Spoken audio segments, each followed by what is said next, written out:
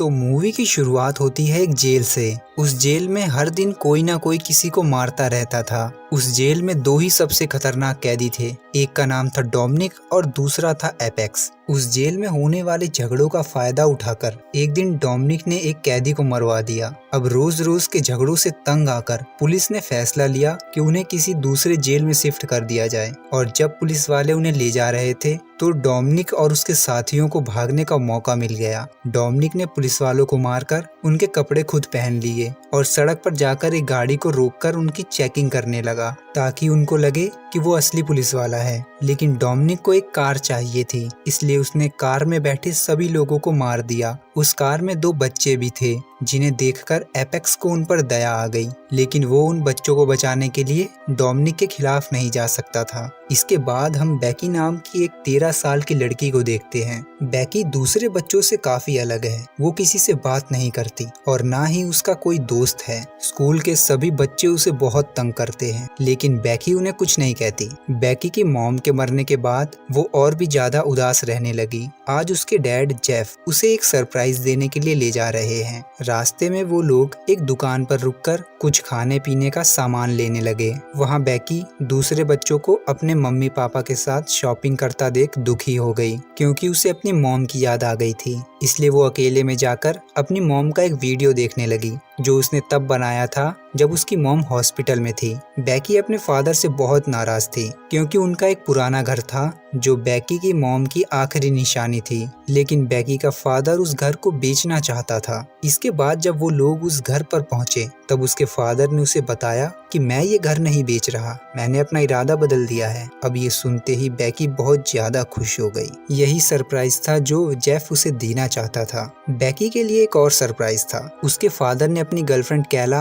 और उसके बेटे टाई को भी वहाँ बुलाया था ताकि वो सब मिलकर वीकेंड एंजॉय कर सकें। अब ये चीज बेकी को बिल्कुल पसंद नहीं आती, इसलिए वो अपने एक डॉग डिएगो के साथ पास में ही मौजूद एक तालाब के किनारे समय बिताने के लिए चली गई। इसके बाद खाना खाते वक्त जेफ ने उसे बताया कि वो कैला से बहुत प्यार करता है और कुछ दिनों में वो शादी करने वाले हैं। बेकी सोचने लगी कि उसकी मॉम को मरे हुए अभी 1 साल भी नहीं हुआ और उसके डैड दूसरी शादी करने वाले हैं, इसलिए बेकी गुस्से में उठकर वहां से चली गई। उस घर के पास में एक छोटा सा कैबिन बना हुआ था जो शायद उसकी मॉम ने बनवाया था बेकी के लिए। बेकी उसी कैबिन में चली गई। वहां उसने अपनी फैमिली की पेंटिंग देखी जो कि उसकी मॉम ने ही बनाई थी और वो अपने मॉम के साथ बिताए आखिरी लम्हों को याद करने लगी। उन्हीं लम्हों को जब बेकी हॉस्पिटल में अपनी मॉम को गाना सुना रही थी। खैर, इधर घर पर एक अनजान आदमी आता है जो उनसे मदद मांगता है। वो आदमी और कोई नहीं डोमिनिक ही था। डोमिनिक ने कहा, मेरा डॉग खो गया है, मैं उसी को ही ढूंढ रहा हूँ, क्या आपने उसे देखा है? इधर कैबिन में बेकी कलेक्ट किए गए अपने सभी सामान को देख रही थी, जिसमें से एक चाबी भी थी जो बेकी को उसके घर के बेसमेंट से मिली थी, पर उसे ये नहीं पता था कि उस चाबी से कौन सा ताला खुलता है। इधर घर में जेफ को डोमिनिक पर शक होने लगा, क्योंकि जब जेफ ने उससे पूछा कि तुम्हारा डॉग किस ब्रीड का है, तब डोमिनिक ने उसे बताने में काफी टाइम लगाया। इसलिए जेफ ने उससे कहा कि अब तुम्हें यहाँ से जाना चाहिए। पर तभी वहाँ एपेक्स आ गया जो दिखने में तो बिल्कुल ग्रेट खली का भाई लग रहा था। केला जाकर पुलिस को फोन करने लगी, पर एपेक्स ने जाकर उसका फोन तोड़ दिया। केला उससे रिक्वेस्ट करती है कि वो उन्हें कुछ ना करे। अब यहाँ हमें पता चलता है कि एपेक्स डोमिनिक की तरह ज्यादा बुरा आदमी नहीं है। वो केला से कहता है कि बच्चे को लेकर पीछे के रास्ते से भाग जाओ। केला जा ही रही होती है कि रास्ते में उसे डोमिनिक के 2 आदमी मिल जाते हैं। वहाँ बेकी का दूसरा डॉग जब उन पर अटैक करने आता है तो उनमें से एक आदमी उस डॉग को गोली मार देता है। बेकी उस आदमी को गोली मारते हुए देख लेती है,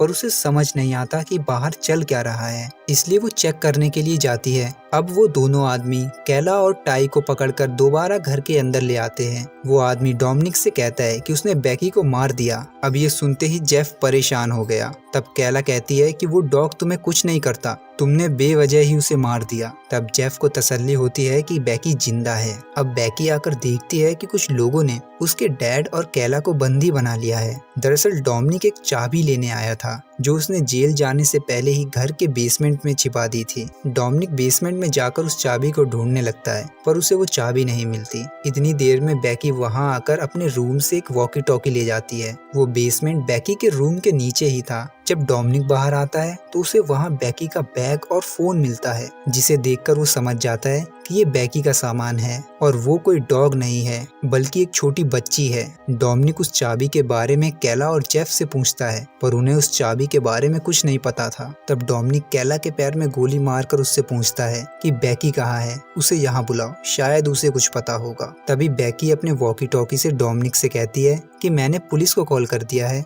तुम लोग वहाँ से जल्दी भाग जाओ वरना तुम्हारे साथ बहुत बुरा होगा। तब डोमिनिक उससे कहता है कि तुम्हारा फोन तो मेरे पास है और आसपास किसी पड़ोसी का घर भी नहीं है जहाँ से तुम फोन कर सको। डोमिनिक समझ चुका था कि बैकी आसपास ही है क्योंकि जिस वॉकी टॉकी से वो बात कर रही थी वो बच्चों का खिलौना था और जिसकी रेंज ज्यादा नहीं होती। इसके बाद डोमिनिक जेफ को पकड़कर बाहर लेकर गया और बैकी से उसने कहा कि अगर तुम्हें उस चाबी के बारे में पता है तो वो मुझे दे दो वरना मैं तुम्हारे डैड को बहुत मारूंगा। इसके बाद डोमिनिक जेफ को टॉर्चर करने लगा। डोमिनिक ने उससे आखिरी बार बैकी से बात करवाई और कहा कि वो बैकी को यहाँ बुलाए, लेकिन जेफ ने उससे कहा कि वो जल्द से जल्द यहाँ से भाग जाए। वहाँ बैकी ने अपने डैड की ऐसी हालत देखी तब वो चाबी लौटाने के लिए रेडी हो गई। वो चाबी लेकर आ ही रही थी कि तभी जेफ डोमिनिक और एपेक्स को मारकर खुद को छुड़ा लेता है और वहाँ से भागने लगता है, लेकिन डोमिनिक ने पीछे से बैकी के सामने ही उसे गोली मार दी। अब जब डोमिनिक ने बैकी से चाबी मांगी तब बैकी ने उस चाबी से ही उसकी आंख फोड़ दी